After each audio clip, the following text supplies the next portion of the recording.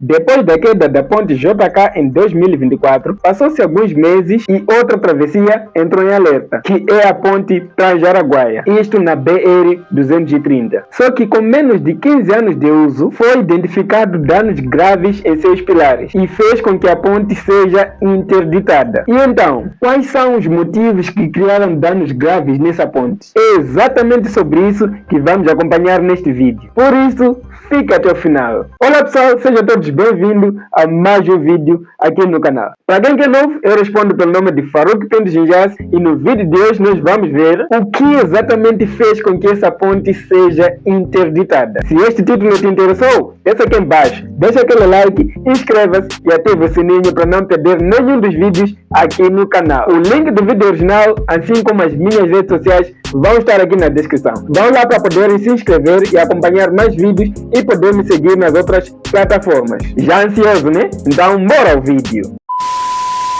No dia 22 de dezembro de 2024, a queda da ponte JK sobre o rio Tocantins chocou o Brasil. O vão central desabou em segundos, arrastando veículos, causando 14 mortes e expondo um problema que vai muito além de uma única estrutura: o avanço silencioso da deterioração em milhares de pontes brasileiras. Meses depois, outra travessia entrou em alerta.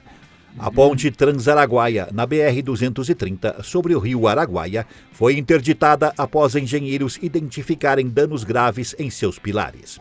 Com apenas 15 anos de uso, a estrutura não resistiu aos problemas encontrados nos laudos técnicos de 2026 e precisará ser completamente reconstruída.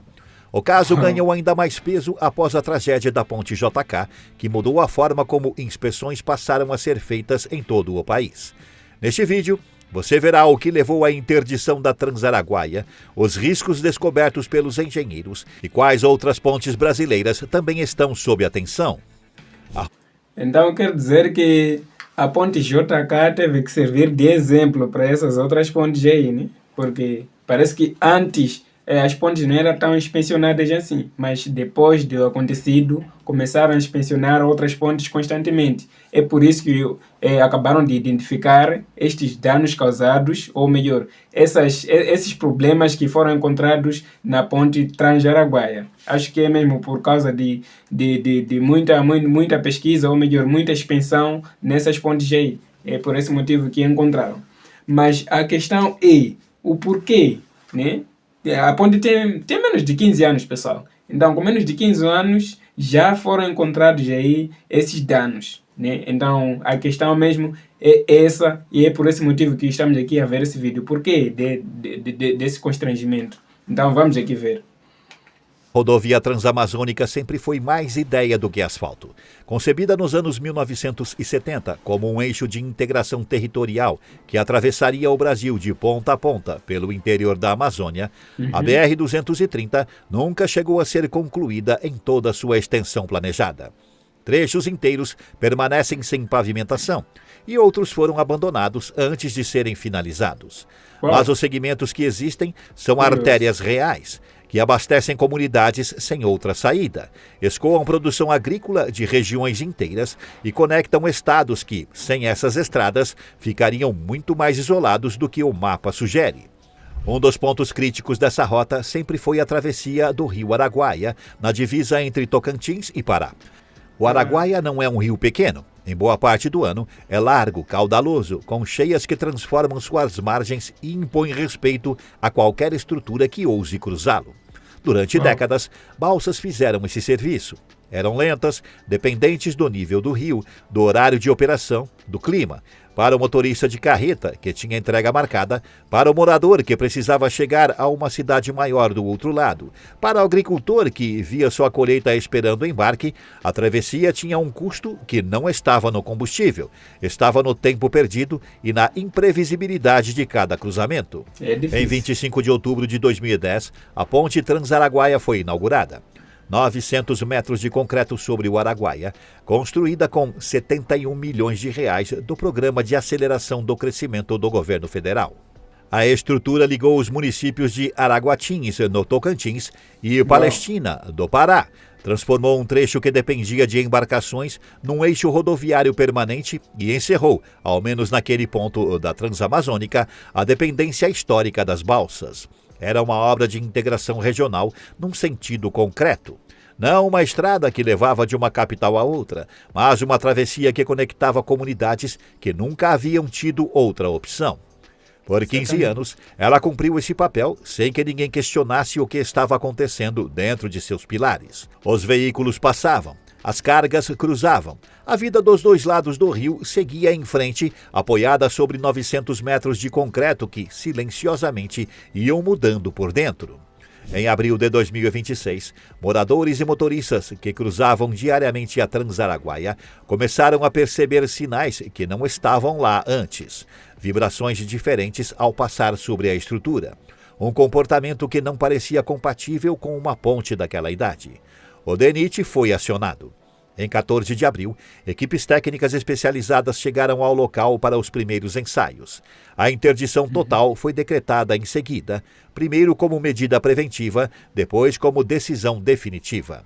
O relatório técnico de avaliação estrutural, elaborado entre fevereiro e abril de 2026, foi um dos laudos mais completos já aplicados a uma ponte federal brasileira nessa situação. Os engenheiros não se limitaram a olhar para a estrutura por fora, a checar trincas visíveis ou verificar a sinalização. Usaram ultrassom para detectar falhas internas no concreto sem precisar abrir a estrutura, como uma tomografia aplicada à engenharia civil, capaz de enxergar o que está além da superfície. Extraíram amostras físicas do material, os chamados corpos de prova, e mandaram para o laboratório. Mediram as vibrações da ponte com instrumentação de precisão para entender como a estrutura se movia sob carga. Fizeram levantamentos topográficos para verificar se havia deslocamentos ou recalques nos apoios. E, por fim, realizaram provas de carga controlada. Veículos pesados, posicionados em pontos específicos para medir, em tempo real, como a estrutura respondia ao peso real sobre ela. Muito preciso. O diagnóstico foi direto. Deterioração elevada nos blocos de fundação e nos pilares do trecho central, exatamente os elementos que sustentam o vão principal sobre o canal do rio. Para entender o que isso significa na prática, é útil pensar na ponte como uma cadeia de apoios. Os pilares são as pernas que ficam dentro e ao redor do rio. Os blocos de fundação são os pés dessas pernas, cravados no leito ou no solo abaixo da água. Quando esses elementos perdem resistência, por corrosão das armaduras internas, por fissuração progressiva do concreto, por infiltração acumulada ao longo dos anos de chuva, cheia e variação térmica, a capacidade de distribuir o peso que passa por cima começa a diminuir de forma silenciosa.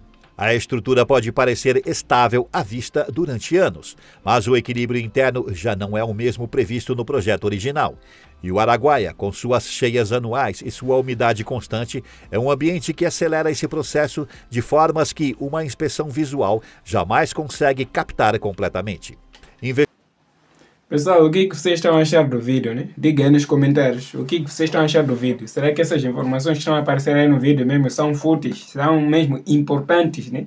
Então, deixa aí nos comentários. Estava aqui eu analisando ainda o vídeo. Será que isso tem a ver com o tipo de concreto, né? Tendo em conta que, cada um faz o concreto de várias formas. Agora, será que tem a ver com o tipo de concreto, com a qualidade dos materiais usados? Né? Então, são essas questões aqui que eu estou a me colocar, porque a ponte tem menos de 15 anos. Então, já apresentando esses problemas, significa que muitas coisas estão erradas. Então, é um conjunto de muitas coisas que não está bem. Então, é uma coisa mesmo a se fazer um estudo, né? É por isso que foi interditada, para poder fazer o estudo e reestruturar a ponte. Então, é mais ou menos isso aí. E eu estava aqui a pensar, né? Acho que esse problema vai ser ultrapassado, tendo em conta também que o Brasil está aí produzindo, como se chama, concreto, né? Concreto, tipo, nova tecnologia de concreto. Né? O Brasil está fazendo nova tecnologia de concreto e acredito que pode ser implementada em muitas outras áreas, principalmente para pontes, para evitar danos desse tipo, né? Acredito eu. Então, diga nos comentários, pessoal. Vamos embora! Investigações laboratoriais complementares seguem em andamento. Ensaios de petrografia e microscopia eletrônica que vão identificar as causas exatas da deterioração, se reação química do concreto com os minerais do ambiente, corrosão progressiva das armaduras internas ou combinação de fatores. O diagnóstico final ainda está sendo concluído. A decisão operacional, não. A ponte Trans-Araguaia será demolida e reconstruída do zero. O edital de licitação das obras dentro do PROARTE, o Programa de Manutenção e Reabilitação de Estruturas do DENIT, está previsto para ser publicado em 26 de junho de 2026. A nova estrutura será projetada segundo as normas técnicas mais atuais, com capacidade de carga e padrões de durabilidade compatíveis com o que a Transamazônica exige e com o que o ambiente do Araguaia impõe. Enquanto o edital não abre e a obra não começa, o DENIT trabalha na contratação emergencial de uma balsa para retomar a travessia de forma segura. A solução provisória é, ironicamente, a mesma que existia antes de 2010. Água, embarcação e espera. O pano de fundo em que esse laudo aparece tem nome e data. Em 22 de dezembro de 2024, a ponte JK, com 63 anos de vida e histórico documentado de problemas, desabou sobre o rio Tocantins, na BR-226, levando junto 14 pessoas e interrompendo um dos principais eixos de escoamento da produção entre o norte e o centro-oeste do Brasil. Relatórios internos do DENIT já apontavam rachaduras nos pilares e armaduras expostas desde 2020. O laudo da Polícia Federal, concluído meses depois do colapso, apontou deformação do concreto, perda progressiva da capacidade de resistência e cabos essenciais de sustentação que haviam sido deixados expostos e inativos após uma reforma nos anos 1990. Uma intervenção que deveria ter reforçado a estrutura, mas comprometeu seus elementos mais críticos. A ponte foi reconstruída em tempo recorde, reinaugurada em dezembro de 2025 com 171,9 milhões investidos e sistemas de monitoramento estrutural integrados. Mas o efeito mais duradouro da tragédia não foi a estrutura nova, foi a mudança do que o Brasil passou a procurar nas pontes que ainda existiam. O que esse processo revelou foi desconfortável. Mais de 11 mil pontes e viadutos brasileiros estão em situação de risco estrutural relevante, segundo o levantamento elaborado com dados do DENIT, da ANTT e da Artesp. Então, a questão é, né? A questão é, será que isso tem a ver mesmo com os engenheiros encarregados para poder reconstruir essas pontes, né? Ou mesmo, eu acho que deve ser as duas coisas, né? É o tipo de concreto e a qualidade dos materiais. Porque parece que especificamente está a ser para pontes, tendo em conta que tem edifícios, tem indústrias, tem muitas outras coisas. Mas esse problema está sendo muito mais para as pontes. Então, a causa disso, qual é? Tá vendo, né? Então, tem essas incógnitas aí. Então, será que alguém pode conseguir responder? Estamos aqui a ver que, ou melhor, estamos aqui a poder ver que são muitas pontes que estão sendo identificadas com esses problemas, né? Então, a causa disso, estamos a ver aí, né? Estamos a ver aí que onde é que está a ter problema é na parte de concreto, rachaduras e tudo mais. Então, a causa, né, disto, de causar essas rachaduras, de ver o que estamos a ver aí, quais são? Muito mais é a partir dos materiais, ou como foi composto o material, né? Então vamos aqui dar continuidade. O país tem mais de 113 mil obras de arte especiais em operação. Menos de 11% desse total é monitorado de forma adequada e sistemática. O restante carrega peso, suporta caminhões, aparece nos mapas, mas sua condição real é desconhecida. A ausência de dados não é segurança, é o tamanho exato do que não se sabe. Outros casos foram se tornando visíveis à medida que o ritmo das inspeções aumentou após a queda da JK. A ponte de Igapó, em Natal, no Rio Grande do Norte, é um deles.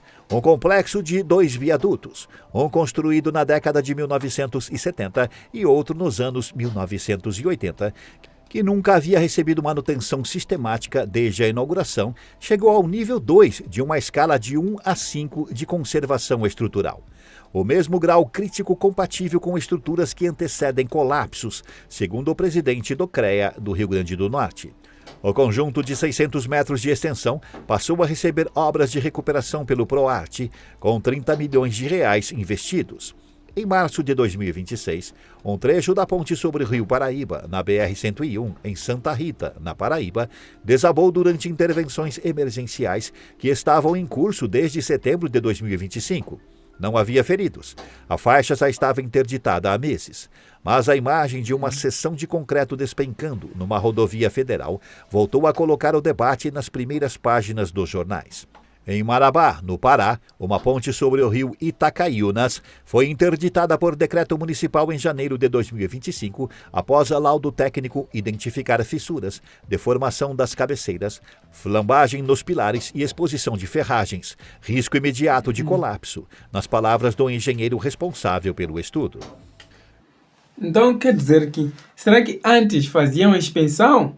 Ou faziam, mas não faziam constantemente, né? Porque parece que intensificaram a inspeção e logo depois começaram a identificar muitos outros problemas nessas outras pontes, né? Então, a ponte JK mesmo teve que servir de exemplo, né? O que não era necessário e não é boa coisa, né? Tendo em conta que tinham que fazer essas inspeções muito antes de ter esses problemas. Mas parece que foi depois de ter esses problemas, o que não foi uma boa coisa. Mas também de dizer que foi bom eles terem intensificado, assim quis dizer, nas inspeções, porque poderiam surgir outros e outros acidentes, outros danos gravíssimos. Mas a boa é que está aí a se identificar e está a se interditar. Então, há um outro vídeo que eu pude assistir, tive a oportunidade de assistir anteriormente, foi sobre nova tecnologia de concreto que o Brasil está a criar especificamente para pontes. Deve ser por causa desses casos, porque muitas pontes estão aí a perder a qualidade durante pouco tempo. Então deve ser mesmo por causa disso. Só já não sei como é que vai ser implementado, porque a nova tecnologia de concreto é uma coisa muito específica, né? Que é necessário uma formação específica para as próprias pessoas que vão estar aí a trabalhar com essa nova tecnologia. Então significa que é mesmo uma luta que o Brasil vai poder aí enfrentar para poder reestruturar todas essas pontes, que é uma coisa mesmo muito triste, assim posso dizer, né? Vamos aqui continuar a ver, né? Cada um desses casos tem endereço diferente, causa diferente, história diferente. O que compartilham é um mesmo padrão que se repete. Estruturas que permaneceram em operação enquanto seus limites reais eram desconhecidos, porque nunca ninguém olhou com a profundidade necessária. A ponte Trans-Araguaia entra nesse mapa com uma diferença que merece atenção específica. Ela não tem 6 décadas de vida. Não foi construída numa era em que as normas técnicas eram menos exigentes ou os materiais de qualidade mais incerta. Tem 15 anos, uma idade em que uma ponte bem conservada deveria estar na plena maturidade da sua vida útil. É verdade. O que o laudo encontrou levanta uma questão que vai além do caso específico da BR-230. Se uma estrutura relativamente jovem, numa rodovia federal, chegou a esse nível de deterioração sem que o monitoramento rotineiro capturasse o problema a tempo, quantas outras estão no mesmo caminho sem que ninguém saiba ainda? É essa pergunta que o DENIT tentou endereçar em abril de 2026 com a reestruturação do ProArt e a publicação da Instrução Normativa número 02 de 2026. A mudança mais concreta é o monitoramento preventivo com suporte de satélites e inteligência artificial. Na prática, funciona como um sistema de rastreamento contínuo das variações estruturais das pontes ao longo do tempo.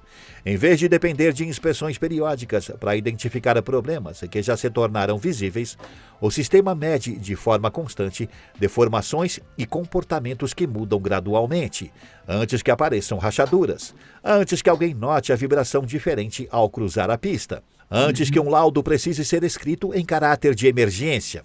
É a diferença entre um exame de rotina e uma internação de urgência. E o Brasil, nos últimos 2 anos, acumulou exemplos suficientes do custo de chegar no segundo estágio sem ter passado pelo primeiro. Mas e você? O que você acha de uma ponte com apenas 15 anos já precisar de reconstrução total? Comente. Este é o canal Urbana. Deixe seu like, inscreva-se e assista a um vídeo anterior. É isso aí, pessoal, já que no final do vídeo acabamos de ver aí os motivos da interdição da ponte Trans-Araguaia, que foi muito triste, né? Tendo em conta que muitas outras pontes não se sabe exatamente quais são as suas condições atuais. Por este motivo que acabaram intensificando nas inspeções das pontes para poder reduzir o risco de danos. E para você, seria bom ter feito isso atualmente ou antes da queda da ponte JK? E se ficou até aqui, eu sei que você gostou, então desça aqui embaixo, deixa aquele like, inscreva-se e ative o sininho para não perder nenhum dos vídeos aqui no canal. Como pode ver esse gráfico aqui, muita gente que assiste meus vídeos não são inscritos no canal. Peço bastante mesmo para que possa descer aqui embaixo, se inscrever de verdade e ativar o sininho para sempre estar a receber os vídeos atuais. E quais são os vídeos que você gostaria de ver no nosso próximo encontro? É só escrever aí nos comentários. Então, até o próximo vídeo!